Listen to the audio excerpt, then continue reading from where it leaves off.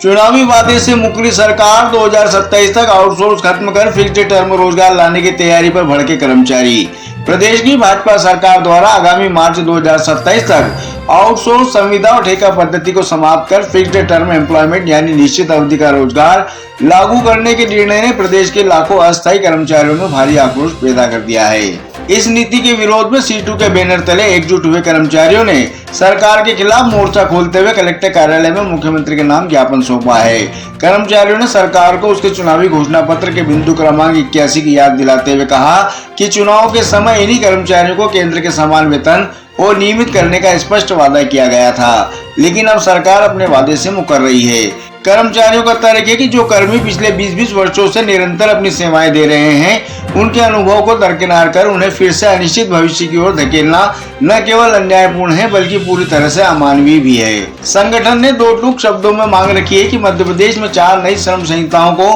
किसी भी हाल में लागू न किया जाए और आउटसोर्स, ठेका, दैनिक वेतनभोगी सहित ग्राम पंचायत के नल चालकों व चौकीदारों को सीधे स्थायी कर उन्हें सम्मानजनक वेतन व सुविधाएं दी जाए। विशेषकर बिजली वितरण कंपनियों का हवाला देते हुए मांग की गई है कि संविदा कर्मियों की तर्ज पर आउटसोर्स कर्मचारियों को भी प्रतिवर्ष 3 अंक के मान से बोनस अंक दिए जाएं, ताकि वे भी सरकारी तंत्र का हिस्सा बन सकें। साथ ही चेतावनी दी गई है कि जब तक स्थायीकरण की प्रक्रिया पूरी नहीं होती तब तक न्यूनतम वेतन 30,000 रूपए प्रति माह तय किया जाए और नियमित नगर पालिका के संविदा कर्मियों की मंत्रालय में अटकी वेतन वृद्धि की फाइल का तुरंत निराकरण हो। सीटू के शैलेंद्र ठाकुर ने स्पष्ट किया है कि सरकार की इस नीति से देश के 40 करोड़ मजदूर प्रभावित होंगे, क्योंकि सरकार ने नए पद सृजित करने के बजाय प्रदेश में 3 लाख पद समाप्त कर दिए हैं। कर्मचारियों ने साफ कर दिया है कि यदि फिक्स्ड टर्म की इस नई नीति को वापस नहीं लिया गया तो यह गुस्सा आने वाले समय में सरकार के लिए बड़ी चुनौती बनेगा। देखिए,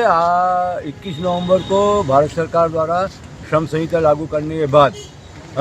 उसका सबसे पहला प्रयोग जो है मध्य प्रदेश में किया गया है और मध्य प्रदेश की सरकार ने अस्थायी पदों को समाप्त किया है। दैनिक वेतनभोगी, ठेका, आउटसोर्स, संविदा, इस प्रकार की श्रेणी के जितने भी लोग हैं, इन श्रेणी को जो है उन्होंने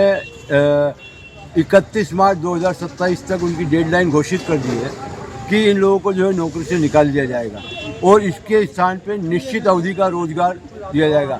ये जो हमला है पूरे मेहनतकश वर्ग पे है और इन लोगों को निकालना यानी पूरी इनकी जो 10 साल की, 20 साल की, 15 साल की सर्विस है उसको धता बताना है। ये सब लोग जो परमानेंट होने के पात्र थे, भारतीय जनता पार्टी ने अपने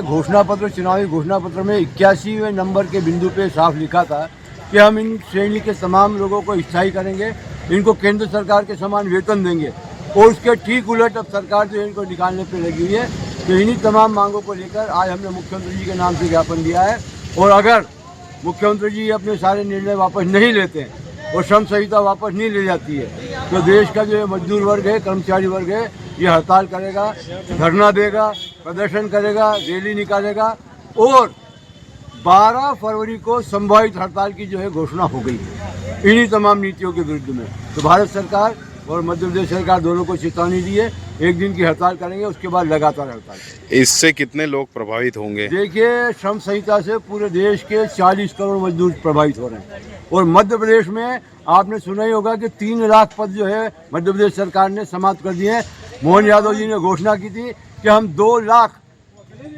लोगों को हर साल नौकरी देंगे। वो नौकरी देना तो न जाने कहाँ गया, 3 लाख पद ही समाप्त कर दिए और प्रदेश के 25 लाख ठेका, संविदा, आउटसोर्स और इसी प्रकार के अंशकालीन, नल चालक, भृत्य, ये सब लोग जो है सरकार के इस जो नई नीति लाई है मध्य प्रदेश सरकार, इससे प्रभावित होंगे नकारात्मक रूप से। आपकी मंशा अनुरूप मांगे पूरी नहीं हुई तो क्या अगला कदम रहेगा? हड़ताल होगी, पूरे प्रदेश सरकार का कामकाज ठप कर दिया जाएगा। तमाम कर्मचारी संगठन और ट्रेड यूनियन इस मुद्दे पे एक साथ